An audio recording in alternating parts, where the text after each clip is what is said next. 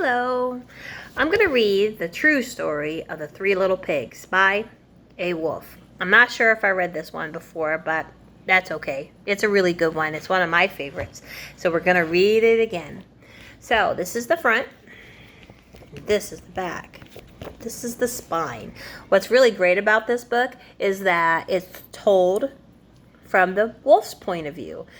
You know the story of the Three Little Pigs, and the Three Little Pigs get visited by a mean wolf, right? That's how the story goes. Well, this one's told by a wolf, and it's all about a cup of sugar for his dear old Grammy's birthday cake. So, without further ado, let's read.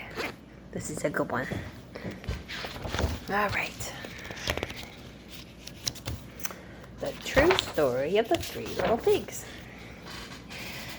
Everybody knows the story of the Three Little Pigs, or at least they think they do, but nobody knows the real story because nobody has ever heard my side of the story.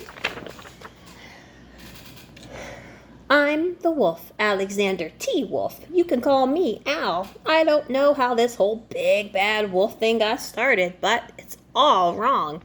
Maybe it's because of our diet. Hey, it's not our fault we eat that wolves eat cute little animals like bunnies, sheep, and pigs.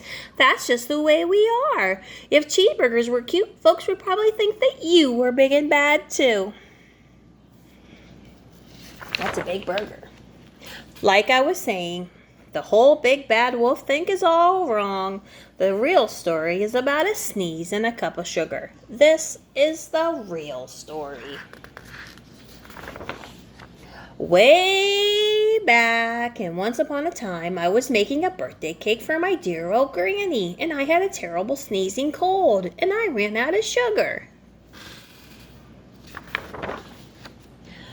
So I walked down the street to ask my neighbor for a cup of sugar. Now this neighbor was a pig, and he wasn't too bright either. He had built his whole house out of straw. Can you believe it? I mean, who in his right mind would build his house out of straw?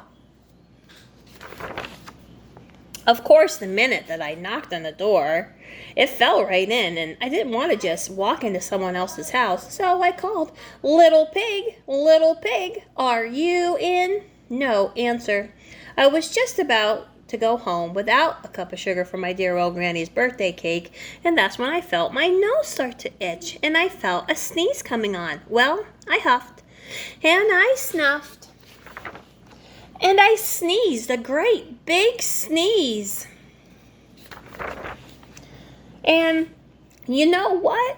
That whole darn straw house fell right in. And right in the middle of this pile of straw was the first little pig. Dead as a doornail. He had been home the whole time. And it seemed like a shame to leave a perfectly good dinner just lying there in the straw, so I ate it up. Think of it as a big cheeseburger, just lying there. I was feeling a little bit better, but I still didn't have my cup of sugar, so I went to the next neighbor's house. This neighbor was the first neighbor's pig's brother. He was a little bit smarter, but not by much. He had built his whole house out of sticks. I rang the bell at the stick house, and nobody answered, so I called. Mr. Pig, are you in? And he yelled back, Go away, wolf, you can't come in. I'm shaving the hairs on my chinny chin chin. I just grabbed the doorknob when I felt another sneeze coming on, and I huffed, and I snuffed, and I tried to cover my mouth, but I sneezed a great big sneeze. And you're not going to believe it, but this guy's house fell down just like his brother's. And when the dust cleared, there was the second little pig, dead as a doornail. Wolf's honor. Now, you know, food will spoil if you just leave it out in the open, so I did the only thing there was left to do. I had dinner again. Think of it as a second helping. I was getting awfully full, but my cold was feeling a little bit better, and I still didn't have that cup of sugar for my dear old granny's birthday cake, so I went to the next house. This guy was the first and second little pig's brother. He must have had the brains of the family. He had made his whole house out of bricks. I knocked on the brick house door. No answer.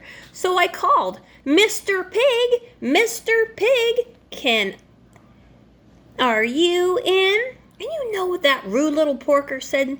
He said, get out of here, Wolf. Don't bother me again. Talk about impolite. He probably had a whole sack full of sugar, and he wouldn't even give me one little cup for my dear old sweet granny's birthday cake. What a pig. I was just about ready to go home and maybe make a nice birthday card instead of cake when I felt my cold coming on. Well, I huffed, and I snuffed, and I sneezed once again. And then that third little pig yelled, and your old granny can go sit on a pin. Well, I'm usually a calm fellow, but when someone talks about my granny like that, I go a little crazy. And when the cops drove up, of course I was trying to break down this pig's door, and the whole time I was huffing and puffing and sneezing and causing a real scene.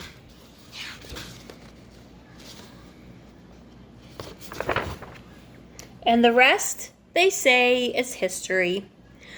The news reporters found out about the 2 pigs I had for dinner, and they figured a sick guy going to borrow a cup of sugar didn't sound very exciting. So they jazzed it up with that huff and puff and blow your house down. And they made me the big, bad wolf. That's it. That's the real story. I was framed. But maybe I could borrow a cup of sugar? The end. Do you think that wolf is innocent? He's just going to borrow a cup of sugar so he can make a birthday cake? Or do you think he really is a bad guy and he wants to go and he wants to eat those pigs? What do you think? I don't know. It's a tough call because I've heard both sides of the story and I just don't know who to believe. My feeling is that wolf, he might just want to eat those pigs. That's what it kind of looks like to me. But you decide and then draw me a picture about it. Draw a house that those pigs could live in that would keep them safe. All right? You can make it out of bricks too. Or you could think of some other material that you could use that would keep those pigs safe from wolves coming to try to knock on their door and borrow a cup of sugar. So that's it. That's the story. I'll see you tomorrow. Bye. Love you guys.